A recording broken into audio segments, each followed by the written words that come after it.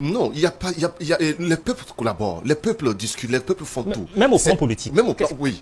Le Quel est le seul problème? problème, c'est que Alassane Ouattara est en train de mener une guerre de procuration pour pouvoir permettre à la France d'atteindre son objectif qui est de recoloniser l'ensemble de nos territoires. Vous avez parlé de l'histoire. Nous allons effectivement aller dans l'histoire. Depuis l'époque de la colonisation, effectivement, la France a toujours utilisé la Côte d'Ivoire pour pouvoir atteindre ses objectifs. On va où là? La France n'est jamais parvenue ou n'a jamais réussi à atteindre son objectif comme il se doit au niveau du Burkina Faso, anciennement appelé la Haute-Volta. D'où la dislocation de la Haute-Volta en 1932. Puisque la Haute-Volta était un territoire que la France ne maîtrisait pas. Les résistants étaient vraiment des résistants. Ils le faisaient avec toute la rigueur nécessaire.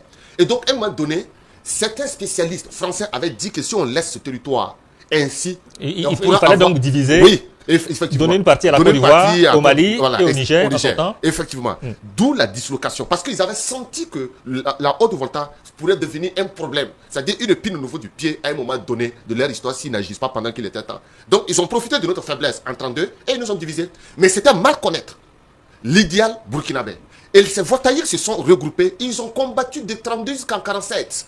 Ils ont réussi la reconstitution, mais Félix Houphouët-Boigny, l'ancêtre de Alassane Ouattara, parce que je reviens sur lui, il n'a jamais rendu la vie facile au niveau du Burkina Faso. L'on connaît également ses implications sur l'assassinat de plusieurs leaders au niveau de la Haute-Volta, en commençant par Wenzin Coulibaly. C'est quoi ça? Zenda également, parce que Zenda, selon des archives que nous avons fouillées, il a été empoisonné également. L'on sait aussi les différentes manigances qu'il y a eu lors de la période des indépendances, où il a travaillé pour maintenir certains chefs d'État sous son joug.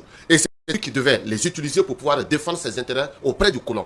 Et il a utilisé les mêmes choses au niveau du Ghana aussi, où il a dit à Kwame Nkrumah un jour, la Côte d'Ivoire restera sous l'emprise de la France, mais d'ici 10 ans, 20 ans, on verra, il a tué Kwame Nkrumah. Et donc, de Félix Houphouët-Boigny jusqu'à Ouattara, c'est la même procédure. Aujourd'hui, la France a toujours utilisé la Côte d'Ivoire pour pouvoir atteindre ses objectifs. Le problème politique qui existe entre nos pays n'est à rechercher nulle part. Nulle part. C'est l'ancien colon qui tire les ficelles. Merci beaucoup. Et aujourd'hui, Alassane Ouattara mène une guerre par procuration pour pouvoir aider la France à mieux gérer le Burkina Faso. Et nous pensons que très bientôt, parce que ça va se régler puisque le peuple ivoirien est en train de réunir toutes les conditions. D'ici là, on va conjuguer Alassane Ouattara au passé et je pense que nous allons pouvoir rétablir les relations et pour chuter, c'était la même chose avec le Niger. Qui aurait cru?